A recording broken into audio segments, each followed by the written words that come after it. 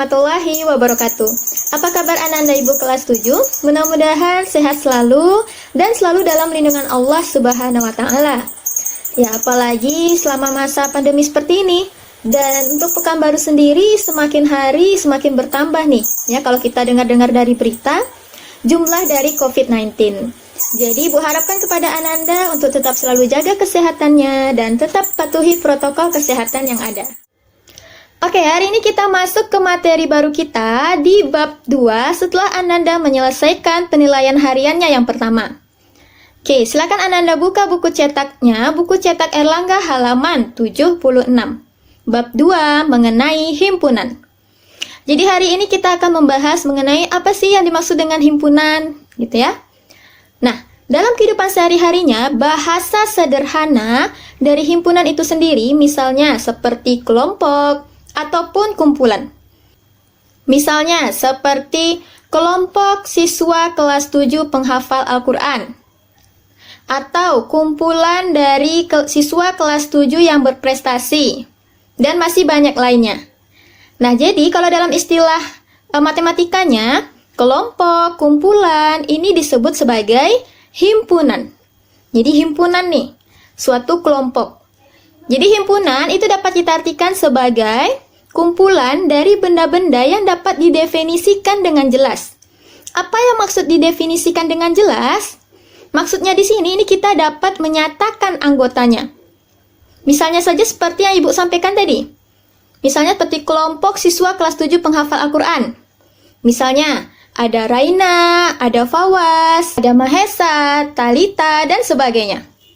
Ya, jadi kita tahu nih, kita bisa menyatakan anggotanya. Nah, itulah yang disebut sebagai himpunan. Ya, ada juga misalnya contoh kumpulan dari contoh Ibu tadi, kumpulan siswa yang berprestasi. Nah, siapa aja nih kumpulan siswa yang berprestasi? Misalnya ada Salsabila, ada Farid, ada Ihsan, Zahra Putri. Nah, jadi kita bisa menyatakan anggotanya. Dan untuk contoh yang tidak bisa dijelaskan atau terdefinisi itu seperti apa, Bu? Misalnya saja seperti kumpulan dari warna yang menarik. Nah, misalnya kalau dari Ibu, warna yang menarik menurut Ibu misalnya seperti biru, kuning, merah, dan sebagainya. Nah, warna yang menarik menurut Ibu belum tentu menarik untuk Ananda. Misalnya saja seperti Raffi, ya, Raffi Razik. Misalnya warna yang menarik menurut Raffi ada warna coklat, ya, warna hitam, abu-abu, dan sebagainya. Misalnya. Nah, jadi di sini kita tidak bisa menyatakan anggotanya dengan jelas. Atau contoh lainnya, dalam matematika, kumpulan dari bilangan ganjil yang habis dibagi 2. Nah, apakah Ananda dapat mendefinisikan kumpulan dari bilangan ganjil seperti 1, 3, 5, 7 yang habis dibagi 2? Tidak, ya kan? Karena bilangan ganjil seperti 1, 3, 5 itu tidak habis dibagi 2. Oke, jadi seperti itu.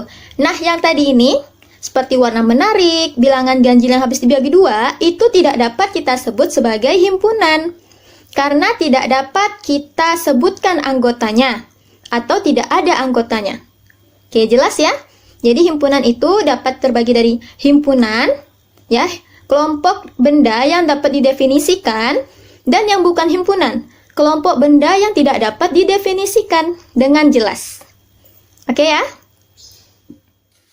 Ya, warna hitam, abu-abu, dan sebagainya.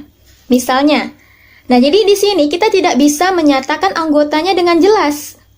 Atau contoh lainnya, dalam matematika, kumpulan dari bilangan ganjil yang habis dibagi 2.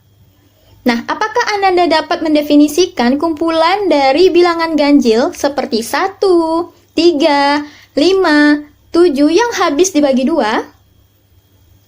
Tidak, ya kan? Karena bilangan ganjil seperti 1, 3, 5 itu tidak habis dibagi 2. Oke, jadi seperti itu. Nah, yang tadi ini, seperti warna menarik, bilangan ganjil yang habis dibagi 2, itu tidak dapat kita sebut sebagai himpunan.